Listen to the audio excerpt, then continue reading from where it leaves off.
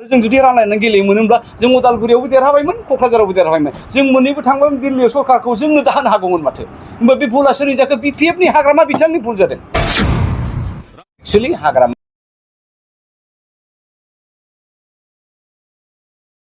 जों जुदि रानलायनानै गेलेयोमोनब्ला जों उदालगुरियावबो देरहाबायमोन क'क्राझारावबो देरहाबायमोन जों मोननैबो थांबाय दिल्लीयाव सरकारखौ जोंनो दाहोनो हागौमोन माथो होमबा बे भुला सोरनि जाखो BPF नि हाग्रामा बिथांनि भुल जादों एक्चुअलि हाग्रामाहा जथेस्थ' BTC आव दोहौ दङ रायजो राजाया बिथांखौ दाबो मोजां मोनो आरो बे हिसाबैनो दिनैहाय बर' रायजो राजानि भटखौ निसय बिथाङा गोबां मोनदों खिन्थु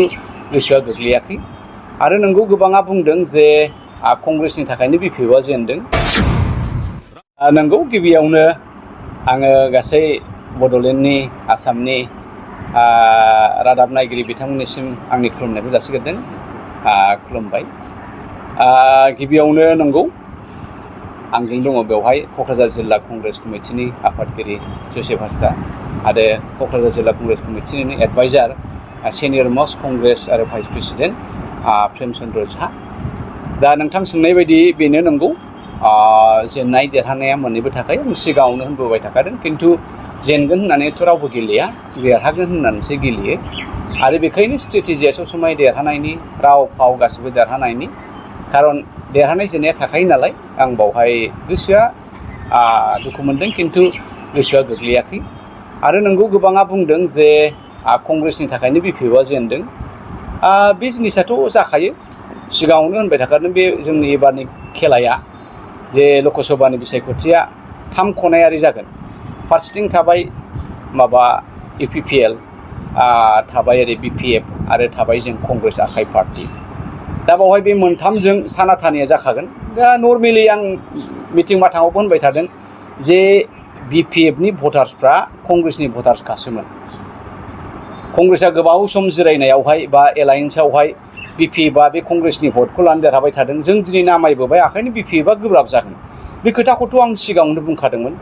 आरो खुला खोथाखौ आं दिनै बुंनो नोंथांमोननि गेजेरावहाय BPFआ जेनामोन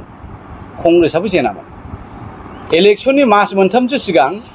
आङो सासे हाग्रामानि बेगदारनाव लोगो लाहैदों जे सार जोंना हाइकामान्डनिफ्राय APCCनिफ्राय मोनसे बिथोन फैदों जे मोननैबो सिटखौहाय उदालगुरि दरं उदालगुरिखौ आरो क'क्राझारखौ रानलायदिनि नोंसोरो ओरैहाय लायोबा जों हरै लानोसै आरो नोंथांमोना हरै लायोबा जों ओरै लानोसै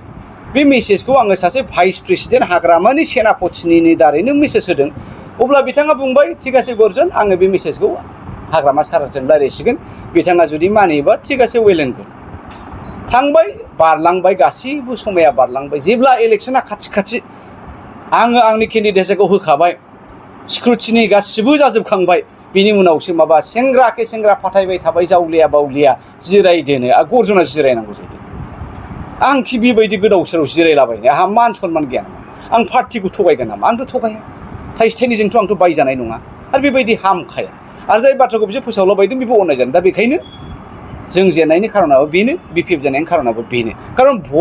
भटार्सफ्रा कंग्रेसनि भटारनो BPFनि भटार्स आरो BPFनि भटारनो कंग्रेसनि भटार आरो जों जुदि रानलायनानै गेलेयोमोनब्ला जों उदालगुरियावबो देरहाबायमोन क'क्राझारावबो देरहाबायमोन जों मोननैबो थांबाय दिल्लीयाव सरकारखौ जोंनो दाहोनो हागौमोन माथो होमबा बे भुला सोरनि जाखो BPFनि हाग्रामा बिथांनि भुल जादों 100 बार आं हाग्रामाखौ गाज्रि होनाखै खिन्थु टेकनिकेल प्रब्लेमावसो दिनै BPFआबो जेननो गोनां जादों कंग्रेसआबो जेननो गोनां जादों गले गले होनबाय थाखादों जे कंग्रेसनि भटार्सफ्रा BPFनि भटार जादों सिगाङाव कंग्रेसनि जोबमोन दा बेखायनो जोंनि भटआ कमन दा बेखायनो जों एलायेन्सखौ लुबैदोंमोन सिट शेयारिंखौ लुबैदोंमोन एलायेन्सथ' नङा दा नोंथां होननाय बायदि हाग्रामाया बिराद बुरजा भट मोनदों बारा बुरजायावहाय UPPLआ देरहायाखै जुदि कंग्रेसआ खम मोनबावोमोनब्ला हयथ' बे भटआनो हाग्रामानाव थांगौमोन दा बेखौ नायोब्ला एक्चुअलि हाग्रामाहा जथेस्थ' BTC आव दोहौ दङ रायजो राजाया बिथांखौ दाबो मोजां मोनो आरो बे हिसाबैनो दिनैहाय बर' रायजो राजानि भटखौ निसय बिथाङा गोबां मोनदों खिन्थु बाथ्राया ओरै जाबाय नों इलेक्शनावथ' माखासे टेकनिकेलनि खोथा फैबायना दा बे जिनिसखौ बियो हयथ' नांगौ बायदि मानसिफोरनिफ्राय एडभाइस मोनाखै बा सोरनिबा रं एडभाइस लानो बे आवगायबाय थादों दा बेखायनो जेरैबायदि जानांगौमोन बे जायाखै आं ओरैबो लादों फारसेथिं बिथांमोनाथ' नै दानि BTC आवथ' एलायेन्स गभर्नमेन्ट नङा होमबा तेखनोफले एलायेन्स रासि নহয় জানো BTC बनावा फारसेथिं बिधान सभायावबो एलायन्स दङ दा बबेया नंमारगौ हाग्रामाया जेनुइन ना ओरैनो रायजो राजाखौसो थगायबाय थादों बेहायबो सन्देह थादों दा बेखायनो हाग्रामाया गावखौ क्लियार खालामग्रोनांगोन गावनि जे दानि बे बिटिसि गभर्नमेन्टआव जे बिथांमोना एलायन्स दङ दा बेखौ बोखारनानै लाग्रोनांगोन बे बिधान सभानिफ्राय बोखारनानै लाग्रोनांगोन बे अब्लासो रायजो राजाया फोथायगोन दा बेफोरबायदिखौ साननानै हयथ' एसे थलं थलं नुनानै जेरैबायदि भट मोननांगौमोन हाग्रामाया मोनाखै दा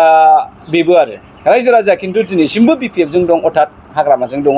आरो मावग्रा पावार दङ दा बेखौसो बियो नांगौ बायदि क'र्डिनेट खालामनो रोङाखै ओरै मोनथाम ग्रुप थायो मोनफ्रोम पार्टियाव मोनसे जाहैबाय टप जायखौ हाइकमान्ड होनो डिसिसन मेकिं बडि थायो बिनि उनावहाय केडार लिडारफोर थायो केडार लिडार आरो बिनि गाहायथारावहाय वार्कार्सफोर थायो दा बे वार्कार्स केडार लिडार आरो टप लिडार्सफोरनि गेजेराव नांगौ बायदि क'र्डिनेट जायाबा बोसोन आरो एडभाइसआ मिलायलायाबा दा बेवहाय पार्टिया प्रब्लेम जायो